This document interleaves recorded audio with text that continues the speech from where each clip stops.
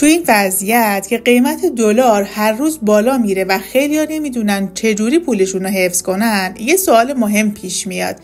واقعا چطور میشه تو ایران امروز پولدار شد؟ درس خوندن و یه کار ثابت داشتن کافیه یا باید یه فکر دیگه کرد؟ کتاب پدر پولدار پدر بی پول دقیقاً به همین سوال جواب میده. رابرت کیوساکی توی این کتاب 2 طرز فکر رو مقایسه میکنه.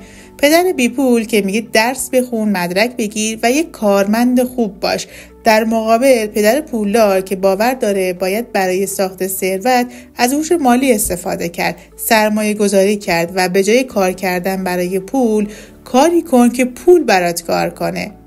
حالا تو شرایط ایران که ارزش پول هر روز داره کم میشه، این سوال پیش میاد: آیا هنوزم میشه از این روش ها استفاده کرد؟ سرمایه گذاری، کسب و کار، درآمد دلاری یا حتی کارمندی، کدوم راه مطمئن تره؟ تو کدوم طرز فکر رو قبول داری؟ پدر پولدار یا پدر بی پول؟ نظر تو کامنت ها بنویس و اگه دوست داری ویدیوهای بیشتری ببینی لایک کن و کانال رو سابسکرایب کن.